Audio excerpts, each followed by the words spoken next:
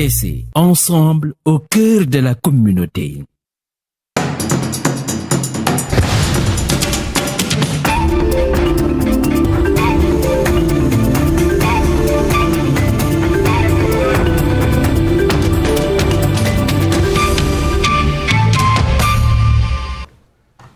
C'est l'heure du journal sur RTC. Voici le sommaire.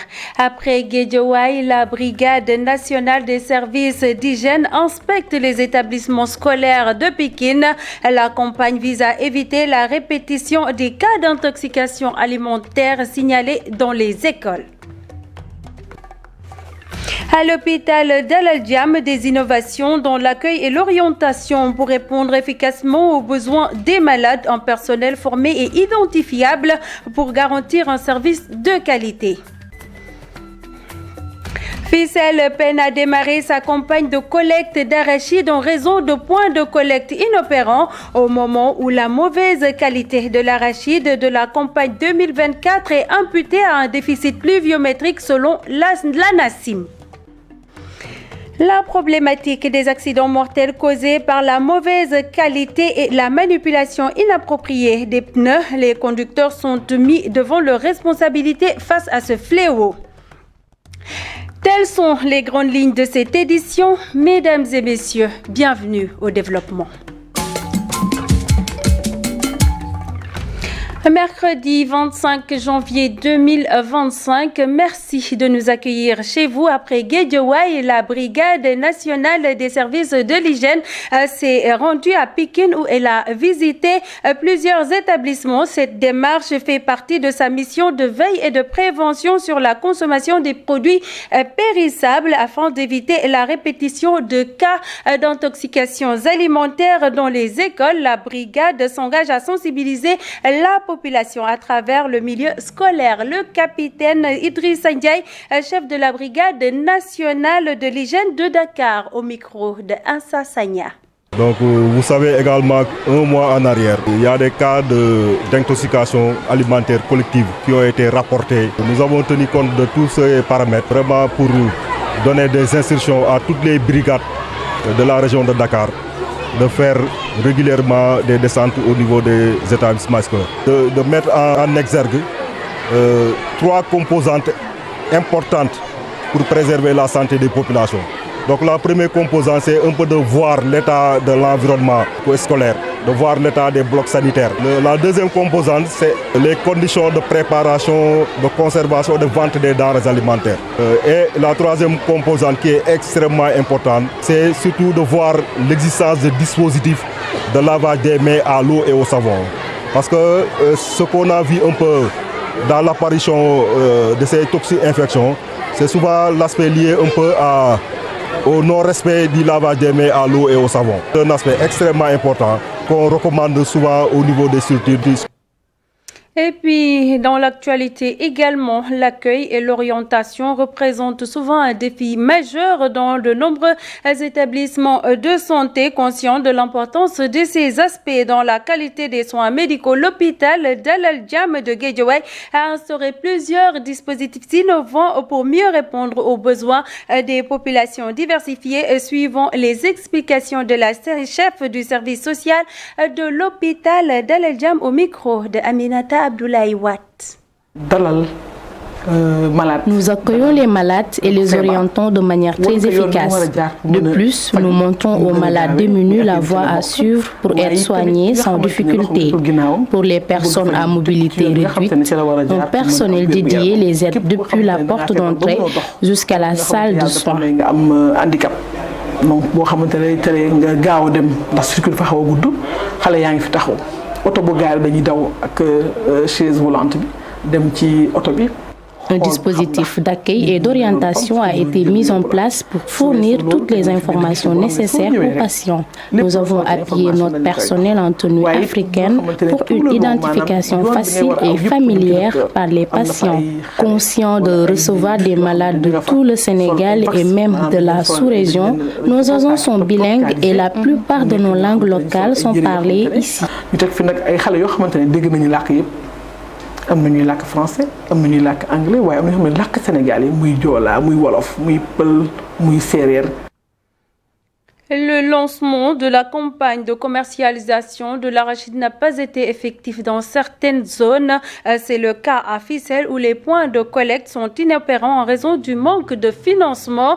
Certains agriculteurs sont contraints de transporter leurs arachides jusqu'à Ndangalma, une situation que déplore Ousmane Diop, un agriculteur à Fissel, au micro de Pape Kairé.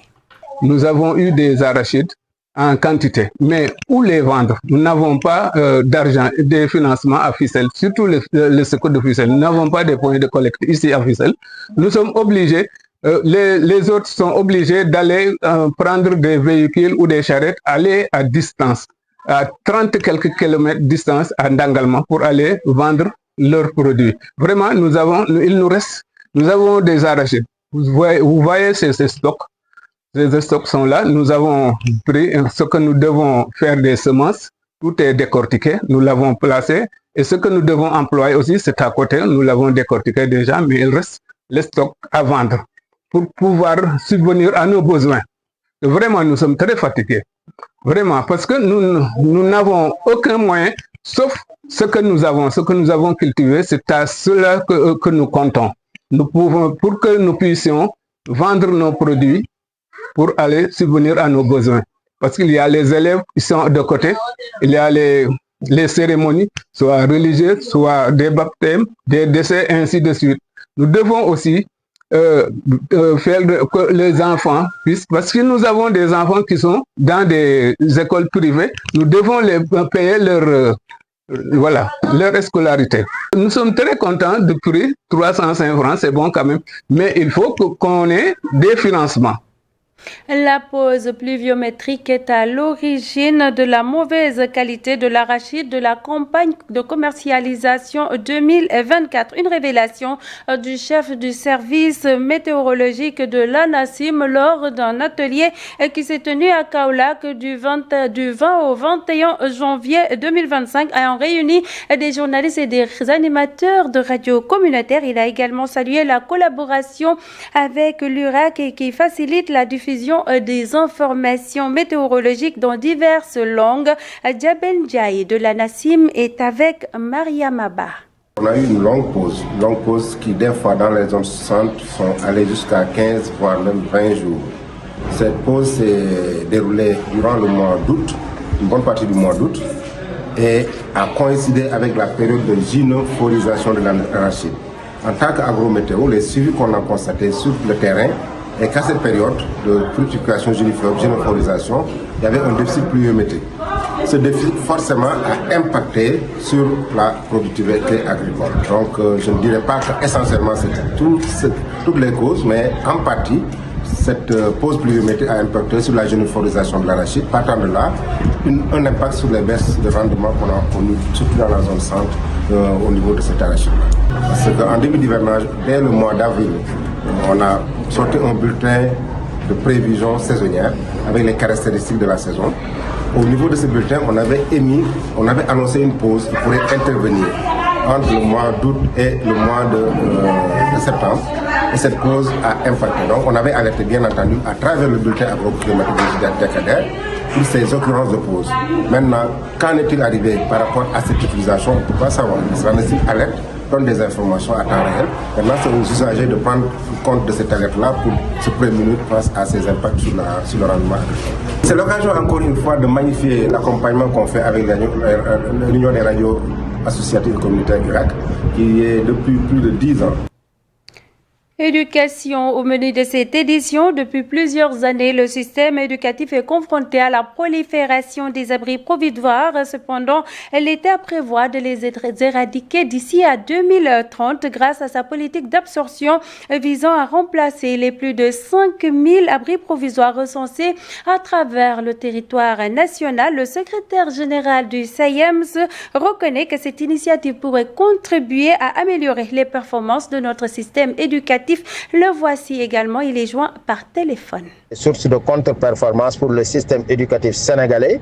Et nous pensons que le Premier ministre qui a fait cette annonce-là se donnera les moyens avec son gouvernement d'aller vers l'éradication totale de ces abris provisoires. D'autant plus que le Sénégal fait partie des pays qui ont ratifié l'ODD 4.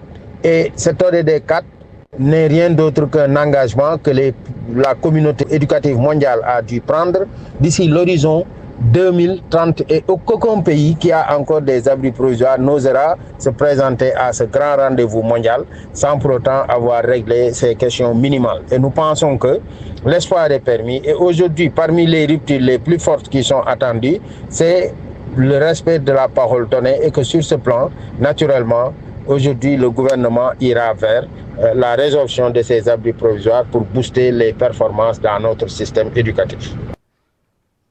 Direction Tambacounda, le programme de formation école-entreprise en collaboration avec ses partenaires techniques a organisé une cérémonie d'ouverture des classes de l'année 2025 et de remise de contrats d'apprentissage aux apprenants enrôlés. Ce programme vise à promouvoir la qualification professionnelle et à soutenir l'insertion et améliorer aussi l'employabilité des jeunes. Le chef de l'antenne régionale de Tambacounda, Moustapha Thiam, et avec Keba Kebe.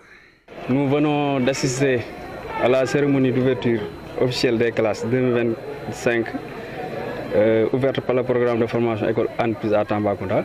En même temps de procéder à la remise des contrats d'apprentissage aux apprenants enrôlés et chefs d'entreprise formatrices. Placé sous la tutelle du ministère de la formation professionnelle et technique, le programme de formation école entreprise est en train de mettre en œuvre un modèle de formation dual, alliant théorie au centre et pratique en entreprise. Le PF2 a pour objectif promouvoir la qualification professionnelle, l'appui à l'insertion, l'employabilité, mais aussi l'implication des entreprises, surtout locales, dans le processus de la formation des jeunes. Et rappelons que de 2020 à 2024, le PF2 a accompagné ici à Tambacounda plus de 500 jeunes répartis dans 41 entreprises formatrices et 5 établissements de formation professionnelle. Et de ce fait, on a enregistré lors des examens de certification 173 admis dans des secteurs comme la menuiserie métallique, horticulture, aviculture, entre autres. Donc pour cette année, le programme de formation école entreprise a ouvert 2 classes à Tambacounda. L'une en CAP coiffure au CFP Tambacounda et l'autre en CPS, agent de conduite d'élevage de poulet de chair à Goudiri. Et parlons religion, Touba Sessène, une localité située dans la commune de Diourbel et habitée principalement par des Laobé, prépare activement son magal annuel à l'occasion de la 50e édition de cet événement. Un comité régional de développement a été présidé par l'adjoint au gouverneur en charge des affaires de développement. Le président, ou selon le président de la commission d'organisation, les engagements pris par les différents chefs de service pour assurer le bon déroulement de cet événement dédié à Serigne Modou Gallo Sow vont être respectés. Le voici au micro de Babacar Sall. Comme vient de le souligner monsieur le gouverneur, nous avons eu à exprimer un certain nombre de besoins relatifs à l'organisation du Magal de Touba Sessène, qui en est à sa 54e édition. Et effectivement, par rapport aux sollicitations faites, comme vient de le dire le gouverneur, concernant l'ensemble des secteurs sur lesquels nous avons besoin de l'appui de l'État, pour ne citer que l'eau, l'assainissement, la santé, l'énergie, le concours des autres services techniques, la sécurité, particulièrement et principalement la communication que vous représentez aujourd'hui pour donner quand même une visibilité à l'événement. Tout ça a été évoqué lors de ce CRD, exprimé par le président du comité d'organisation que je suis, et tous les chefs de service, comme l'a dit tout à l'heure monsieur le gouverneur, ont répondu de manière claire à nos sollicitations, ont pris des engagements fermes à réaliser en rapport avec les autres administratifs, en rapport avec le comité d'organisation, véritablement d'arriver à honorer les engagements à la date prévue. Et donc nous nous sommes félicités de cela, et au nom du Khalif, au nom de la communauté du Sénégal et de la diaspora, au nom de toutes les daïras qui vont converger aujourd'hui à Diourbel, Nous disons un grand merci au gouverneur et à son équipe, mais nous disons un grand merci aussi à l'ensemble des chefs de service techniques. Et nous en arrivons à la deuxième partie de cette édition. Et aussi la mauvaise qualité et la manipulation inappropriée des pneus sont souvent à l'origine de nombreux cas d'accidents, principalement dus à la négligence ou aussi à l'irresponsabilité de certains conducteurs. Ce dossier réalisé par Lamine Goudjabi met en évidence les paramètres essentiels liés à l'utilisation des pneus. Suivons. pneu boo demee ci virgule nga wala jaaykatu pneu mu ne la pneu bi baaxul obligatoire gaareel oto bi wala nga jéem a changer pneu bi mais ñun sénégalais dañoo taamu bàyyi noonu rek ma soox ci ba quelques fan. À cause de nombreuses négligences, la vie de beaucoup de nos concitoyens est souvent mise en danger sur les routes, que ce soit sur les usagers ou encore pour ceux qui se trouvent aux abords des trottoirs. Les accidents de la circulation sont monnaie courante et selon un spécialiste en automobile, la plupart surviennent à cause de l'ignorance des conducteurs quant à la disposition correcte des pneus. Pour les nouveaux véhicules, les pneus de derrière sont plus épais que ceux de devant. Donc, si tu les confonds lors du montage, cela peut alourdir la voiture. Et aussi, ça peut se coincer au moment de braquer. Mais pour les anciens véhicules, il n'y a pas de différence. Si les pneus ne sont pas équilibrés, le poids du véhicule va basculer sur un côté. Et cela peut causer des problèmes. Le pneu, un élément essentiel dans le fonctionnement d'un véhicule, répond à un certain nombre de critères indispensables pour assurer la sécurité routière. Non, vraiment, moi, je ne prête pas attention sur l'état des pneus avant de monter sur une voiture, mais il y a un vulgarisateur qui m'a dit que chaque pneu prend une quantité d'air appropriée. Mais beaucoup de gens ne le savent pas, ce qui occasionne des explosions de pneus.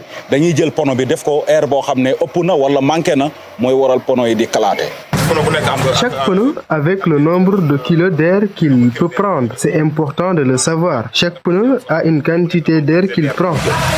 Conscient du rôle majeur des pneus dans la prévention des accidents, ce chauffeur de clando, rencontré dans un garage, mise avant tout sur la qualité des pneus motrices.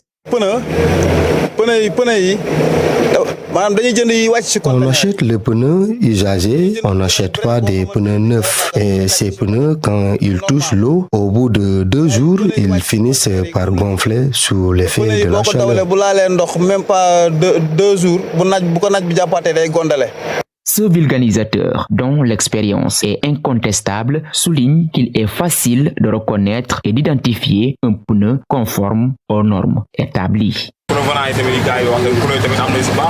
Les pneus venants peuvent avoir de la qualité et c'est facile de l'identifier car c'est notifié sur les rebords du pneu. Cela permet de connaître la durée de vie du pneu en question. Par exemple, ce pneu c'est écrit 225, 65, 16. Donc tout cela te permet de savoir quelle période entre la fraîcheur et la chaleur s'adapte le pneu. Vendeur de pneus établi à Pékin, il invite les conducteurs à adopter des comportements responsables pour leur propre sécurité et celle des autres usagers. Voilà, plus tard, on va changer 2. Que les propriétaires des véhicules évitent de changer un pneu, mais plutôt de changer les 4 ou à la limite changer 2 pour que la voiture puisse avoir de l'équilibre. Le pneu de secours est essentiel dans une voiture car ça peut te sauver, mais les Sénégalais le négligent, ce qui amène souvent des accidents. Mais ñun Sénégalais dañ ko neewal doole xeeb ko moo tax itam gis nga chaque jour nga dégg accident yu bari.